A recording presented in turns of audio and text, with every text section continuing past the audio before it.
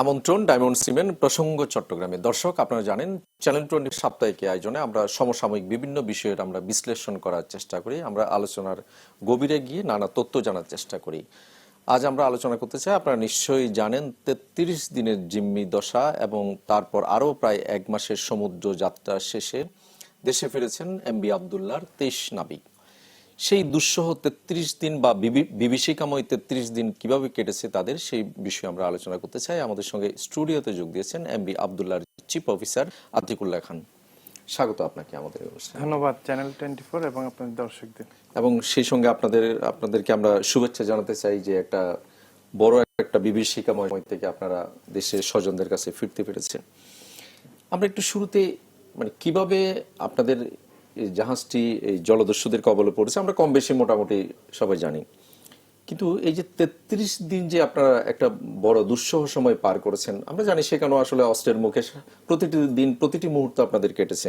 তারপর আপনার মুখ থেকে একটু শুনতে চাই সেই 33 দিন আসলে কিভাবে কাটতো আপনাদের। ধন্যবাদ। শুরুতে বলতে গেলে আমরা তো দূর দিয়ে যাচ্ছিলাম, যেহেতু ওই সোমালিয়া থেকে প্রায় 550-600 মাইল দূর দিয়ে যাচ্ছিলাম। তো আমাদের মধ্যে ওরকম ছিল না যে আমরা এরকম পাইরেটসদের হাতে ধরা পড়বো বা এই ধরনের কোনো ছিল না। তারপর আমরা ইনিশিয়াল প্রিপারেশনগুলো নিয়েছিলাম, লাইক আপনার বিভিন্ন ড্রিলস, এগুলো আমরা নর্মাল প্র্যাকটিস ড্রিলস এগুলো করলাম আমরা। তারপরে তো যেদিন হলো ওদিন আমাদের দ্বিতীয় রমজান ছিল। আমরা নর্মাল রুটিন জব করছিলাম। সো হঠাৎ 10টার দিকে আমরা শুনতে পেলাম যে এরকম একটা অ্যানাউন্সমেন্ট আসলো ব্রিজ থেকে, এবং অ্যালার্মও আসলো। তারপরে সবাইকে ব্রিজে আসার জন্য বলা হলো, যেখান থেকে জাহাজটাকে কন্ট্রোল করা হয়। তো আমরা সবাই ওখানে গেলাম। ওখানে গিয়ে আমরা সবাই মাস্টারিং বলে সবাই আসছে কিনা হেড কাউন্ট করলাম। করার পরে আমরা দেখছিলাম যে ক্যাপ্টেন এবং যারা ডিউটি অফিসার ছিল তারা জাহাজকে জিগজ্যাগ কোর্স ঘোরাচ্ছিল, এবং দুইটা স্পিড বোট হেভি স্পিডে আমাদের দিকে আসছিল। এখন এক পর্যায়ে দেখা গেল যে খুব কাছাকাছি যখন চলে আসলো, তখন ক্যাপ্টেন আমাদেরকে নির্দেশ দিল সিটাডেলে চলে যাওয়ার জন্য। তো আমি বাকি ক্রুদেরকে নিয়ে সিটাডেলে চলে গেলাম। বাই দিস টাইম ক্যাপ্টেন এবং সেকেন্ড অফিসার ওরা আরও কিছু কাজ ছিল, ইঞ্জিন স্টপ করা, তারপরে আপনার অ্যালার্ট দেওয়া, বিভিন্ন এজেন্সিকে জানানো, ওরা এসব কাজ করছিল। তো আমরা সিটাডেলে গিয়ে আমাদের ওই সুরক্ষিত যে রুম, ওখানে দরজা বন্ধ করে আমরা ওয়েট করছিলাম তাদের জন্য। বাট আনফর্চুনেটলি কিছুক্ষণ পর আমরা শুনতে পেলাম যে এই অ্যানাউন্সমেন্ট করা হলো যে ব্রিজে চলে আসার জন্য সবাইকে। তারপর সবাই আসলাম, এসে দেখলাম আমাদের যারা এই কলিগস ছিল ক্যাপ্টেন এবং সেকেন্ড অফিসার, তাদেরকে গান পয়েন্টে নেওয়া হলো। তখন আমরা সবাই হাঁটু গেড়ে আমাদেরকে বসে যাওয়ার নির্দেশ দেওয়া হলো। এভাবে আমরা শুরুটা এভাবেই হলো আর কি। এই যে আক্রমণের পর পর কি আপনারা আসলে আশেপাশে কোনো সিকিউরিটি সহায়তা কি আপনারা চেয়েছিলেন বা এরকম কিছু ছিল? হ্যাঁ, আমরা অবশ্যই চেয়েছিলাম। আমরা ইউকেএমটিতে ফোন দিয়েছিলাম, বাট তারা পিক করেনি। পাশাপাশি আমরা ship security alert system press করেছিলাম, আমাদের কোম্পানি আমরা ইনফর্ম করেছিলাম। এর পাশাপাশি আমরা ডিএসসি একটা সিস্টেম আছে, অ্যালার্ট সিস্টেম, এমএফএইচএফ এবং ভিএইচএফ, ওখানে ডিএসসি মেসেজ দিলাম। এরপর আমরা সাইট সির মাধ্যমে আমরা মেডে মেসেজ দিয়েছি যে আমরা পাইরেটস দ্বারা অ্যাটাক হয়েছে, এই পজিশন উল্লেখ করে। বাট আনফর্চুনেটলি আমরা রাইট নাও কোনো পাইনি আর কি, কোনো সহায়তা পাইনি। কন্টিনিউয়াসলি আমরা ওই ভিএইচএফ রেডিওর মাধ্যমে ডাকাডাকি করছিলাম আর কি নিকটবর্তী কোস্ট স্টেশনগুলোকে। আরেকটা জিনিস, যে সিটাডলে যাওয়ার ব্যাপারটা, এটা নিয়েও আসলে অনেক কথা হয়েছে যে 21 জন গেল বা 2 জন যেতে পারলো না কেন, এইটা আসলে আরো যদি একটু ক্লিয়ার করতেন। আসলে আপনার সিটাডেলে যাওয়ার আগে কিছু প্রসিজার্স আছে, লাইক আপনার ইঞ্জিন স্টপ করতে হয় এবং সব ব্রিজ সিকিউর করতে হয়। এরপরে আপনার বিভিন্ন অ্যালার্ম বা সব জায়গায় ইনফর্ম করা হয়েছে কিনা ওসব করে ওনারা আসার কথা ছিল আর কি। করতে গিয়ে হয়তো বা ওনারা একটু দেরি হয়েছিল, বা এর মধ্যে ওরা উঠে উঠে চলে আসছে আর কি। সবাই যদি আসলে সিটাডেল যেতে পারতেন, এক্ষেত্রে আসলে আপনারা কি সুবিধা পেতেন? এক্ষেত্রে সুবিধা হতো যদি আমরা কোনো কমিউনিকেশন এস্টাবলিশ করতে পারতাম, কোনো নেভি জাহাজের সাথে যদি আমাদের কমিউনিকেশন হতো যে তারা আসছে 10 মিনিটস, 15 মিনিটস বা 30 মিনিটস, তখন আমরা ওখানে যে স্টে করলে they can take back the vessel from the pirates, এরকম একটা চান্স ছিল আর কি।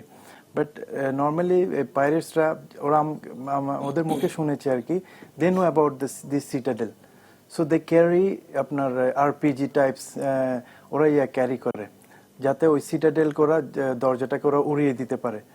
হ্যাঁ, তারপরে এছাড়া ওরা এই ব্রিজে এসে বিভিন্ন ভাঙচুর করে, তখন অ্যালার্ম আসে, তারপরে আপনার এই যখন হয় প্যানিক হয়ে যায় তখন অটোমেটিকলি ওরা ওখান থেকে বের করে। বিভিন্ন প্রসিজিয়ার্স তাদেরও আছে, সিটাডেল থেকে কিভাবে বের করবে এরকম প্রসিজিয়ার্স আছে। আপনি সিটাডেলে গিয়েছেন doesn't mean that you are 100% safe, এটা কি।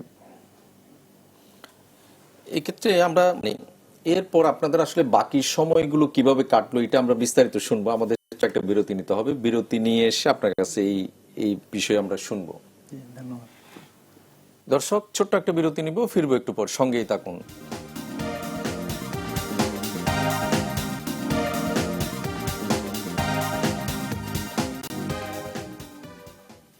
আবার স্বাগত ডায়মন্ড সিমেন্ট প্রসঙ্গ চট্টগ্রামে। আমরা আলোচনা করছিলাম জলদস্যুদের কবলে দুঃসহ 33 দিন নিয়ে। আমাদের সঙ্গে স্টুডিওতে রয়েছেন এমবি আবদুল্লাহর চিফ অফিসার আতিকুল্লাহ খান।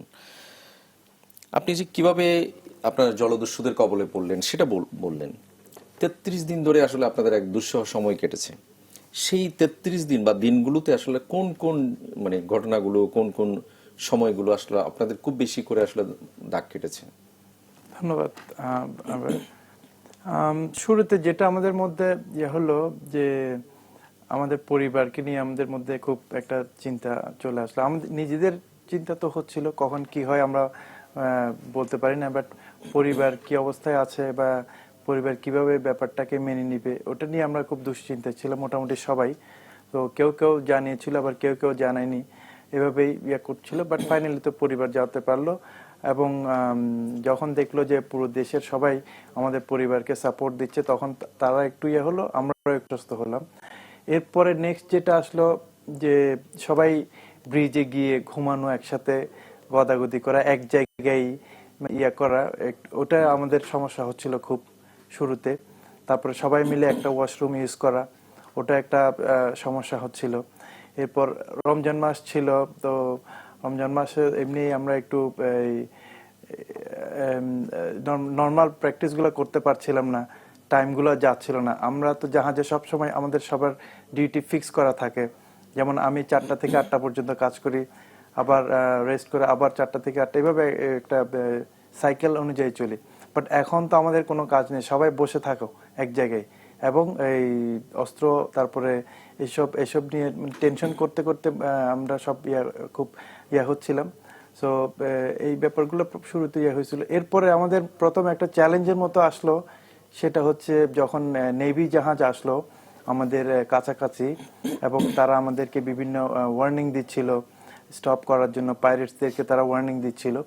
তখন আমাদের একটা খুব ভীতিকর পরিস্থিতি তৈরি হলো। এটা আমরা ফার্স্ট নেভি ফেস করছিলাম আর কি। তখন পাইরেটসরা খুব অ্যালার্ট হলো, আমাদেরকে আরো বেশি রেস্ট্রিকশন দিয়ে দিল। ওরা কেউ দাঁড়াতে পারবে না, নড়াচড়া করতে পারবে না, এরকম। ইভেন আমরা এক জায়গা থেকে এক জায়গায় মুভ করার জন্য ক্রলিং করে করে মুভ করছিলাম আর কি।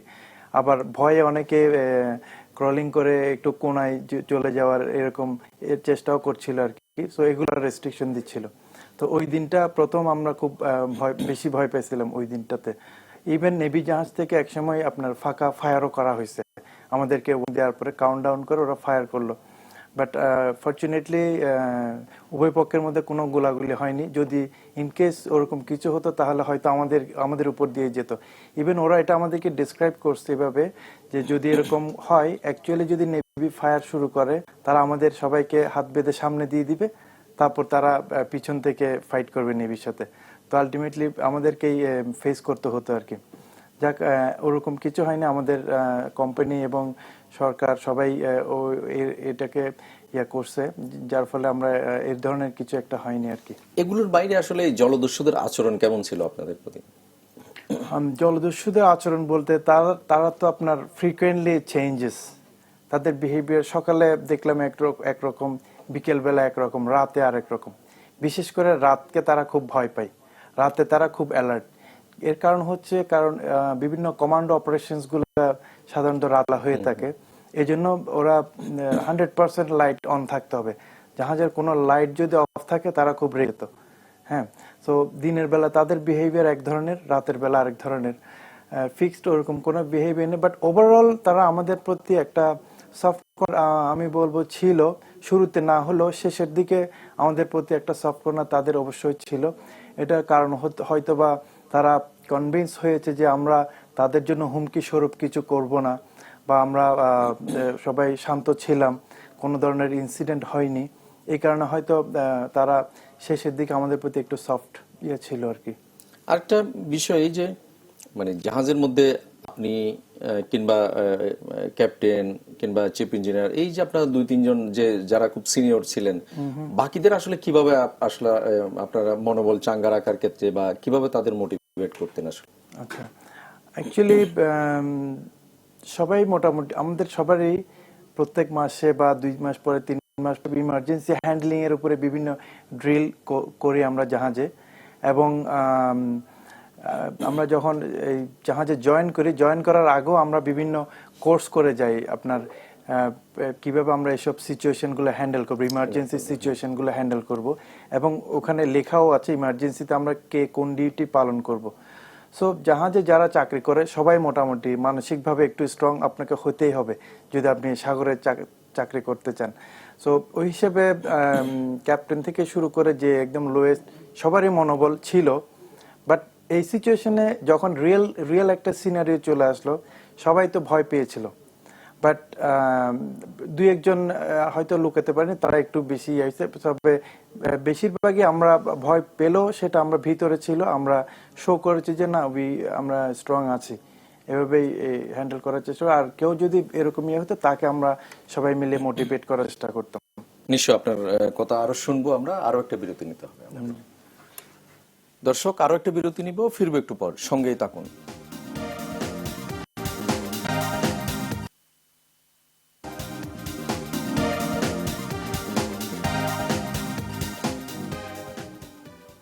আবার স্বাগত ডায়মন্ড সিমেন্ট প্রসঙ্গ চট্টগ্রামে। আমরা আলোচনা করছিলাম দুঃসহ 33 দিন নিয়ে।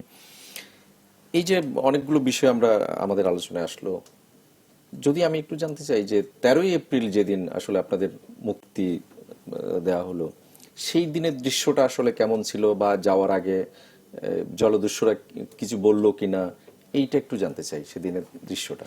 জি, ধন্যবাদ। আমরা 13 তারিখ আমরা যে মুক্তি পাবো এটা কিন্তু আমরা ওই দিন সকালেও জানতাম না। বাট এর আগের দিন থেকে আমরা লক্ষ্য করছিলাম যে দস্যুদের মধ্যে একটা বাড়ি যাওয়া ভাব। কেউ তাদের চুল দাড়ি শেভ করছিল, তারপরে নতুন জামা কাপড় রেডি করছিল। তো তখন আমাদের মধ্যে এটা ছিল না, বাট তাদের বিহেভিয়ারের মধ্যে একটা চেঞ্জেস আমরা লক্ষ্য করছিলাম। তো যেদিন হলো ওদিন সকালবেলা দেখলাম যে সবাই খুব এক্সাইটেড, ওদের মধ্যে একটা এক্সাইটমেন্ট ছিল, সবার ফেস চেঞ্জেস। এবং আপনার এই মানে গান টান সব রেডি, খুব ওই দিন একটা যুদ্ধ করবে এরকম একটা পরিস্থিতি। আমরা তো একটু ভয়ের মধ্যে ছিলাম যে আজকে কি হবে জানি না, তো এরা এরকম করছে কেন, বা কোনো ওয়ার্নিং কিছু আছে কিনা বুঝতে পারছিলাম না। তারপর হঠাৎ করে আমাদেরকে 11:30 দিকে মেবি আমাদেরকে বলা হলো যে তোমরা সবাই ডেকের উপর আসো। ডেকের উপরে আমরা ওখানে দাঁড়ানোর পরে আমাদেরকে ওয়েভ করতে বললো, হাত নাড়াতে বললো। বাট আমরা খুব রেস্ট্রিক্ট মুভমেন্ট ছিল ওই দিন, বিকজ প্রত্যেকটা পয়েন্টে সবাই গান লোড করে আমাদের দিকে তাক করা ছিল। 65 জন পাইরেট সবাই আমাদের দিকেই মানে গান তাক করে ছিল আর কি। তো এরকম একটা চেঞ্জেস ওদের মধ্যে ছিল। এরপরে যখন ওরা যাওয়ার বিকেলের দিকে ওই 12টার দিকে আমরা শুনতে পেলাম যে তারা আজকে সন্ধ্যার দিকে চলে যাবে। এরপর দেখলাম তাদের মধ্যে খুব একটা তাড়াহুড়া ভাব, মানে কিভাবে তারা সেফলি চলে যাবে এরকম একটা ভাব লক্ষ্য করলাম। এবং ফাইনালি তারা যেতে যেতে কিন্তু রাত 12টার পর হয়েছিল আমাদের জাহাজের লোকাল সময় আর কি, বাংলাদেশ সময় আবার 3টার দিকে, রাত 3টার দিকে তারা সবাই চলে গেল। তবে ওখানে একটা ইয়ে ছিল, দেরি হওয়ার কারণ ছিল ওই যে একটা ইউরোপিয়ান ইউনিয়নের একটা নেভি জাহাজ আমাদের খুব কাছেই ছিল, যেটার কারণে ওরা যেতে একটু সময় নিয়েছে। ওরা যাওয়ার সময় কি কিছু বলে গেছে আপনাদেরকে? অ্যাকচুয়ালি ওরকম ইয়া করেনি, কেউ কেউ হয়তো বা হাই হ্যালো বলছে, বাট ওরকম সিগনিফিক্যান্ট কিছু আসলে বলেনি আর কি, ওরকম আমাদেরকে ওরকম কিছু বলেনি অ্যাকচুয়ালি। আচ্ছা, আরেকটা বিষয় হচ্ছে যে এই যে আপনারা কি ওই দৃশ্যটা কি আপনাদের পড়েছে যে তারা যাওয়ার আগে ওইখানে আমরা একটা ভিডিওতে দেখলাম যে একটা হেলিকপ্টার উঠছে, ব্যাগ ফেলছে, এই দৃশ্যটা কি আপনাদের চোখে পড়েছে? আমরা আসলে তার ওই দিন তো অনেকদিন পর রোদের মধ্যে গিয়েছিলাম, তো আমরা দেখলাম একটা হেলিকপ্টার চক্কর দিচ্ছিল এবং আমাদেরকে বলা হচ্ছিল ওয়েভ করতে, আমরা ওয়েভ করেছিলাম, বাট কিছু পড়ছে কিনা আমি ওটা আসলে আমি খেয়াল করতে পারিনি আর কি, ওরকম কিছু আমি দেখিনি। বাট পরে আমি ভিডিওতে দেখলাম ওখানে একটা ব্যাগের মতো, ইউটিউবে দেখলাম আর কি, ব্যাগের মতো একটা বস্তু ওখানে দেখলাম আর কি। আপনারা যখন নিশ্চিত হলেন যে আপনারা মুক্ত, তখন পুরো জাহাজের আসলে পরিবেশটা কেমন হলো?